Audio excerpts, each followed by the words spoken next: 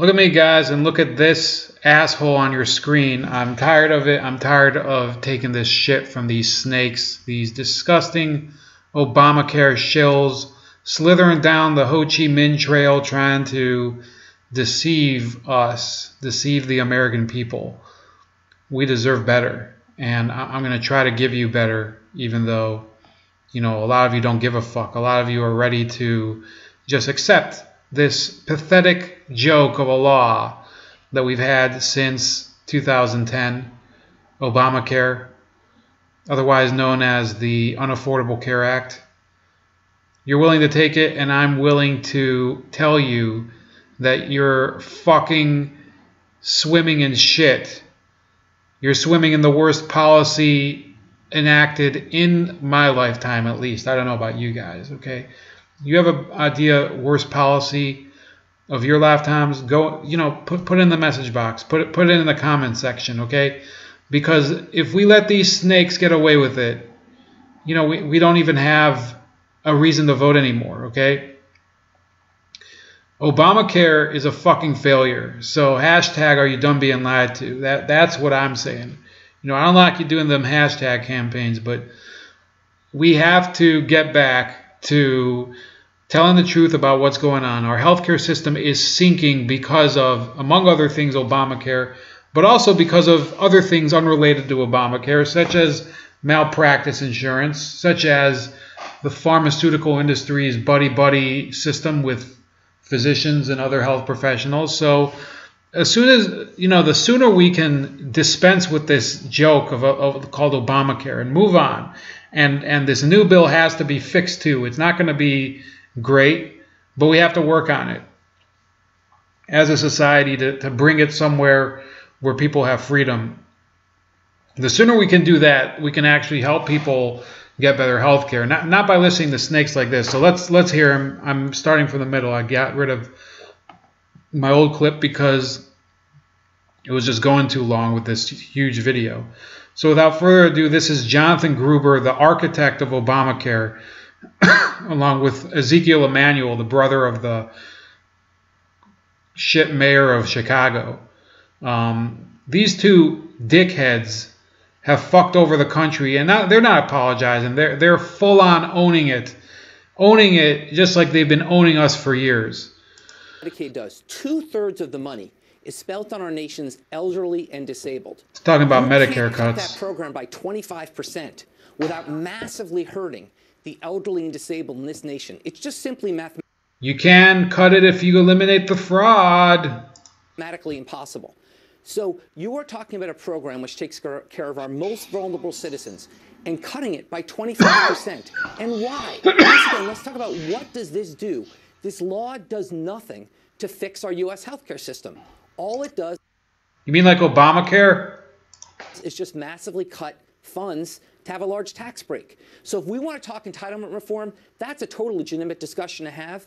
But let's have that discussion in the context of reforming entitlements in a way which doesn't harm our nation's citizens, not cutting a program for the vulnerable by 25%. I want to get into one last subject with the two of you, because this effort at reform isn't happening in a vacuum. The effort is to replace Obamacare, as Reince Priebus said, well, this is a choice. I think Chris Wallace is finally asking a good question here. He saved, you know, it's not the best for last because the rest of the interview before this was basically garbage.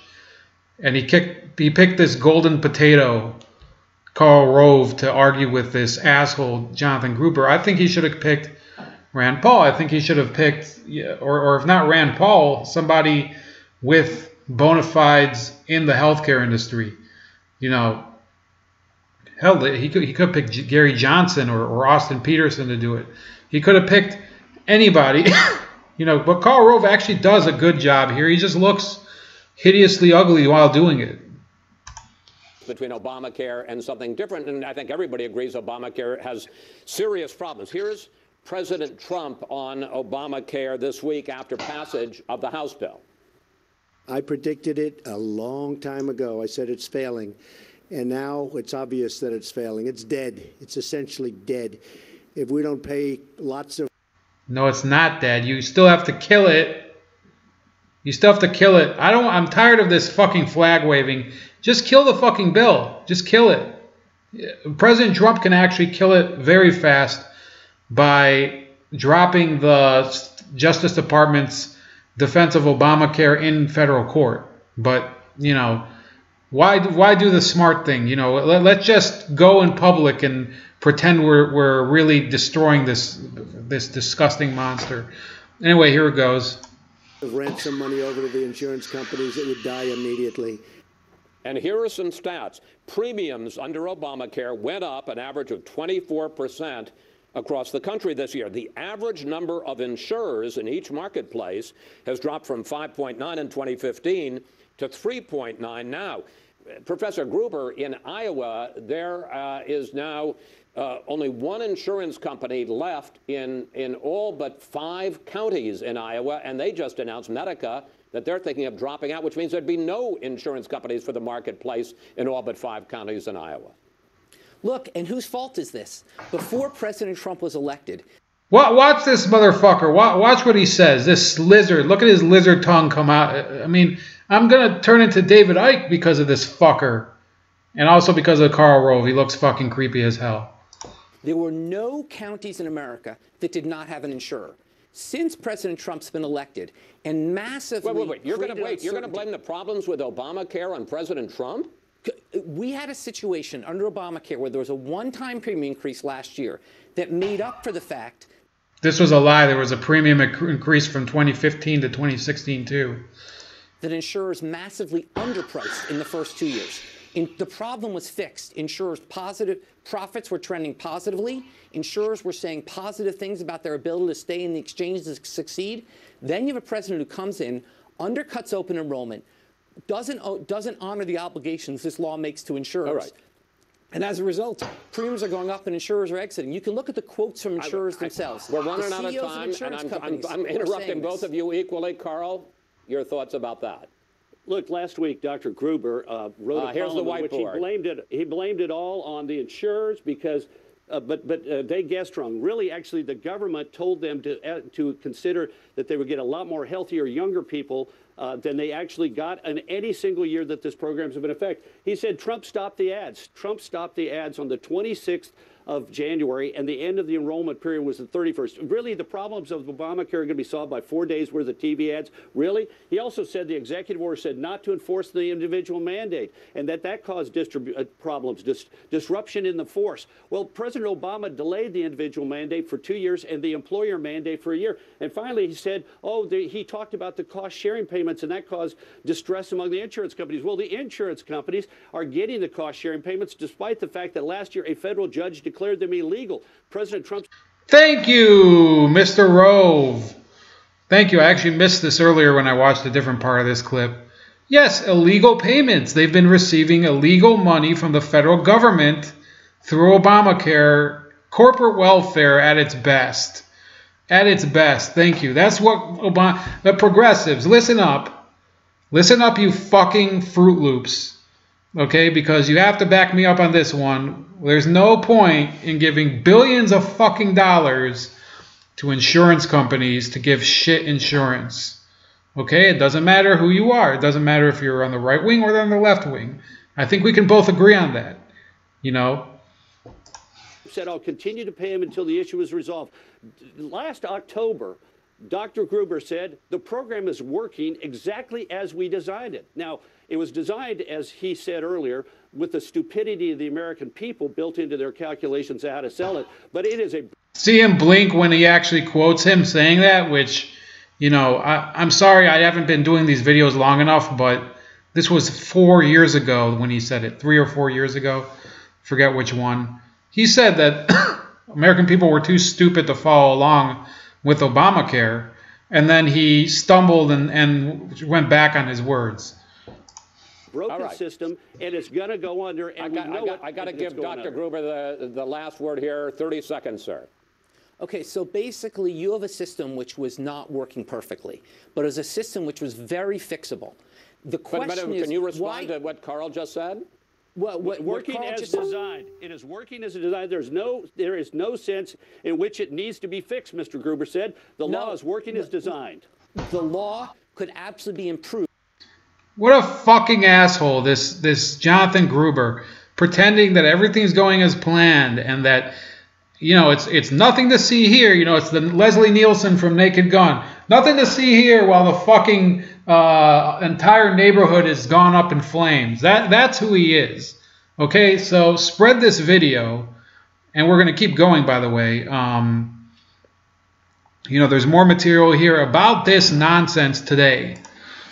But the question is, instead of improving it, why do you take steps to undercut it and then cause 24 million people to lose health insurance and seniors? No, that's not true. To pay 5 times as much for insurance. It is not true. That's absolutely true. The CBO, no, it isn't. The CBO said those were people who did not have insurance. That is to say they would not buy insurance because they were no longer 24 million more Americans are insured. This is only 10 million people are covered in the exchanges. How can you lose 24 million people if 10 million people have bought insurance? And we will continue this debate, but we want to focus on how it will affect you, not how it will affect the politicians as the bill makes its way through the Senate.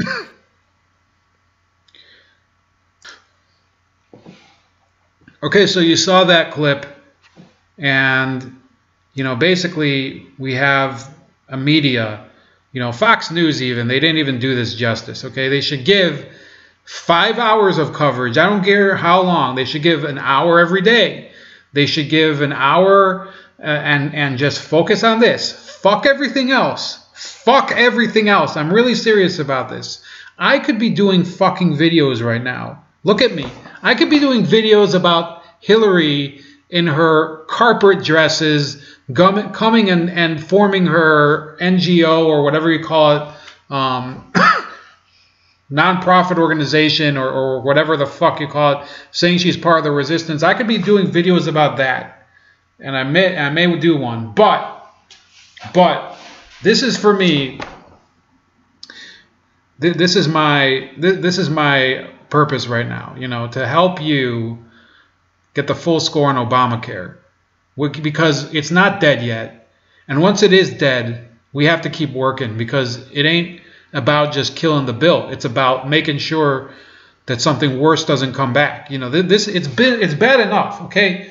I'm not even, you know, you all think I'm fucking joking when I freak out about Obamacare, you know, acting like you know, throwing tantrums and everything. I'm not joking. There could be worse things, okay? I don't know how you can actually explain it worse than Jonathan Gruber, but the media is jumping on this. Here's Business Insider says, one state shows the chaos Trump is wreaking on the Obamacare exchanges. And it says Republicans passed their plan to repeal and replace Obamacare through the House this week. But the Affordable Care Act remains the law of the land. That means the ACA's individual insurance markets are still up and running. But under the Trump administration, they haven't been running very well. Well, that's because it has nothing to do with Donald Trump. You fucking morons, okay? They were falling apart under Barack Obama too, and it's his bill. Okay, stop projecting this onto the president. Look, under Barack Obama, you, the media, did not blame him for the disintegration of Yemen into 4 or 5 different pieces. Okay, you never blamed him for that. Was he managing Yemen? Because it seems like he was trying to manage Yemen. Did you blame him for the fact that Obamacare exchanges fell apart in his own home state, Illinois? I don't think that you did. Did you blame him for letting the Russians basically walk into Ukraine? No. No, you didn't, because you have no dick. The media has no dick. It's literally a eunuch walking around pretending it's a minotaur. Anyways, here we go. It says Maryland, which has a state-run exchange, instead of using the federal healthcare.gov platform, requested premium increases from the 5 insurers in its market on Thursday. I may do a different video on that at a different point, on those requested premium increases. But it says it mentions them here. It says the proposed increases are quite stunning. Of the 5 insurers, the Kaiser Foundation Health Plan of the Mid-Atlantic states had the lowest average requested increase for their plans at 18.08%. That's actually, so think about it. If you were paying $300 per month on your Obamacare, you would be paying $360 per month next year, or, you know, something like $355. You'd be getting a $55 price hike next year. Okay, and that's the lowest plan. The highest plan was Care First of Maryland, with an average increase request of 58.8%. So for a $300 plan, you would end up paying something like $460, $475, something like that. So you have monthly premium payments of up to $714.95. Does that sound affordable to you? Did you expect this would be what Obamacare would bring? Okay, and now they're trying to pin it on President Trump. They're saying, oh, these price hikes. What the fuck? What the fuck? You know, they're making this game. You know, by the way, look. Sorry I have to spam you with this, but the New York Times is actually advertising on a much smaller magazine's website because they can't get the subscribers. The maximum requested premium increases were similarly striking. The biggest proposed jump came from Cigna, which requested a 150.83% hike for a plan on the high end.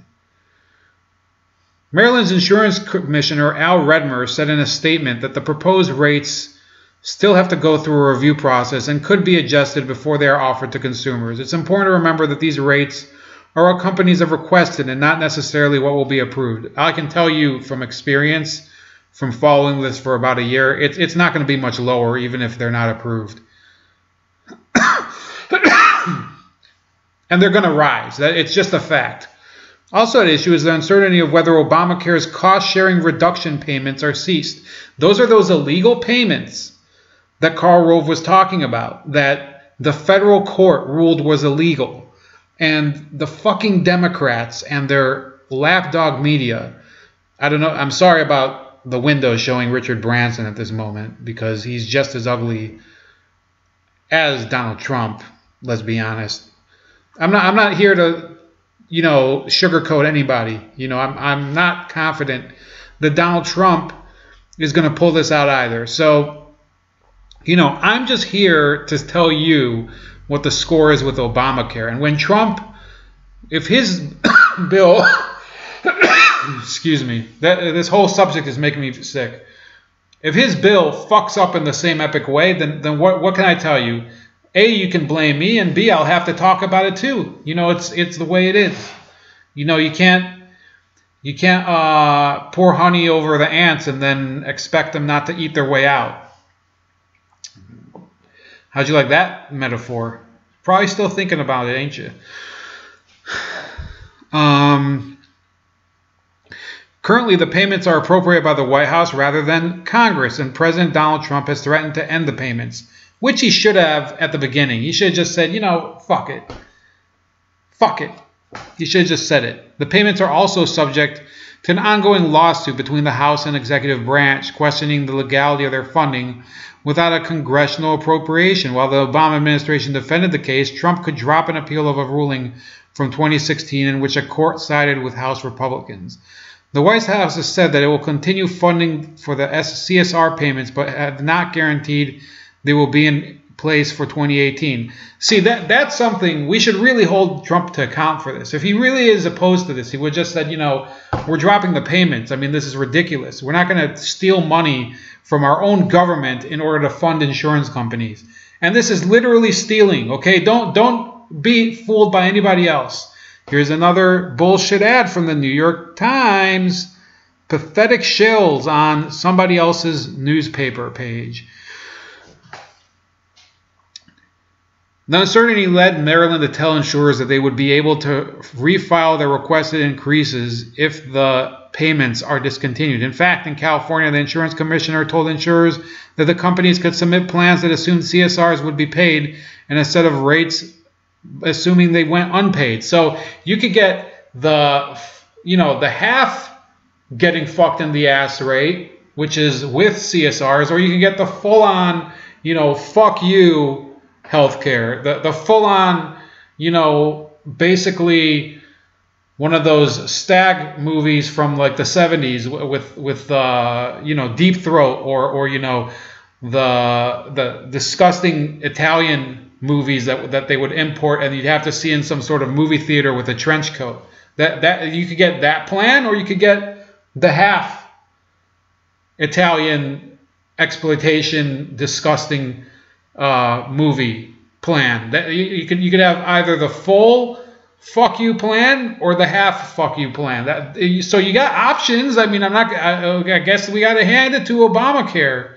You got options.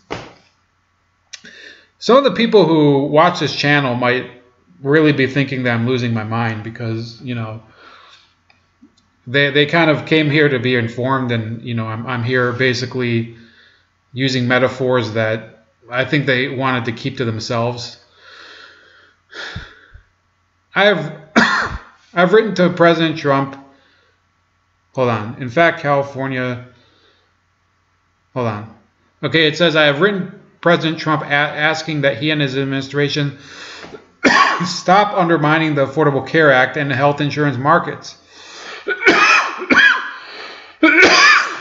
Read a letter from Dave Jones, the California Insurance Commissioner, to insurers filing in the state.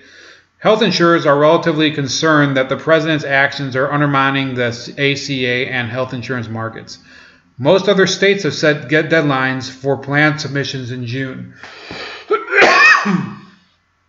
In addition to the uncertainty regarding CSR payments, which some experts said insurers are already baking into the rate projections, Trump's administration has also issued a number of rules that could cause instability in the individual market. A variety of insurers have already pulled out of various markets, like Aetna in Iowa and Virginia, in part due to political uncertainty. So that's the end of it. No, it's not due to political uncertainty. You shouldn't be fooled by this. First of all, political uncertainty did not cause this on September 12th, 2016. It says, Marylanders face hefty rate increases for Obamacare. This was in 2016. Before the election, way before the election, in fact. And read this subtext. It says double-digit rate increases for those who buy health plans on state exchange.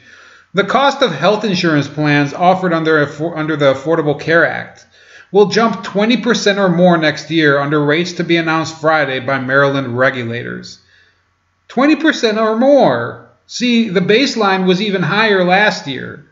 Okay, so don't tell me about no Obamacare stabilizing or anything, or that now it's, you know, Trump totally fucked it up, because technically it's more stable because the baseline is a little higher under President Obama in 2016 than it was under President Trump, or going into 2017. What we're talking about is going into 2018, and this plan, the one I'm showing you right now, or this article, was from last year. The CEO of Maryland's largest insurer defended the hefty rate increases and said the federal law that expanded health insurance to most Americans needs to be changed if it is to remain sustainable. So again, unlike what Jonathan Gruber said, it did need to be changed, even though he was denying it and saying that it was working as it was supposed to. And skip ahead. The company projects that its losses since the law went into effect will amount to more than $620 million by the end of the year. That was 2016, Burrell said. More than half of that was covered by a reinsurance program that provided a pool of money set up under the law to help insurers pay off medical bills above a certain amount. The company said it would still lose more than $290 million even with that program. What this is talking about is what I keep repeating in every fucking video. And you better start researching this. These are cost-sharing reductions, CSRs, and they're illegal unless Congress approves them, which they haven't. Okay? And they're still, even with illegal money pouring in, even with the actual regular subsidies, okay? Even with all that fucking help, Obamacare is a fucking failure, okay? People enrolling in plans are sicker and costlier than the insurer predicted, he said. The losses came even as high deductibles and out-of-pocket expenses have made health plans too expensive for many Marylanders, said Burrell, who said he still supports the law's expansion of health care coverage.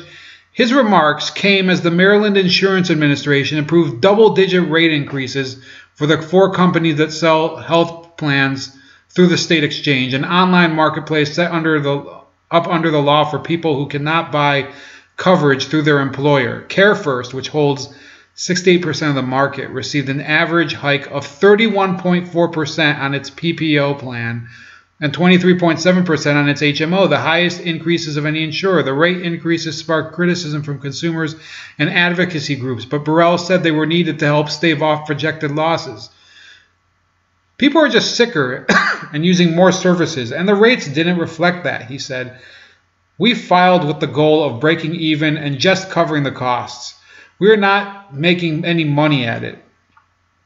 The advocacy group, Consumer Health First, said the new rates are too high and questioned whether Care First is inflating projected cost increases. The group said the state should look at ways to make the system more cost-effective. For instance, the group suggested combining the individual market with the small business market so there are more people in the insurance pool, spreading out the risk.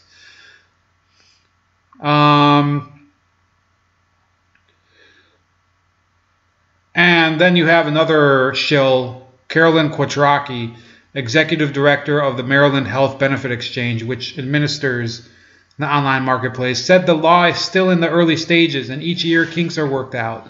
She said the system is working because of the number of uninsured in the state is at its lowest point ever. Nearly 162,000 previously uninsured people enrolled in private health plans during the last enrollment period. The exchange also needs to do a better job educating people about the federal subsidies they can get to help offset insurance costs, she said.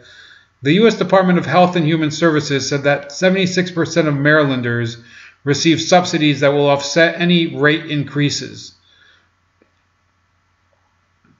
Okay, so this is just the government giving money to health insurance companies. The Insurance Administration, in most cases, issued lower rates than what the insurers requested. Care First asked the administration in May to allow it to increase rates by 12% for the HMO plans and 30% for PPO plans. So, anyway, I'm not going to belabor the point. This is a long-ass article. You know, I could probably go on for days about this. Here's his last statement by Burrell from, I think he's the one from Blue Cross. It says, I believe people should be covered, and we as a company have tried to act on that and, in fact, took on the burden of the vast majority of Marylanders and did so at a heavy, heavy cost. But nobody can sustain losses year after year after year. You have to get to the financial stability, and the law requires that. Look, so I'm done today. You know, I'm not going to stop doing this, but I've shown you how Bloomberg, look at me, I've shown you how Bloomberg lies about Obamacare. I did that 2 weeks ago. I'll put the posted link for the video in the description for that. I'll put links for this article and for the dumbass Jonathan Gruber article on Real Clear Politics, and I'll put for the Business Insider's misleading bullshit about Obamacare. I'll put all of it, and I will expose every single one of these fucking whores, okay? And I'm not going to stop.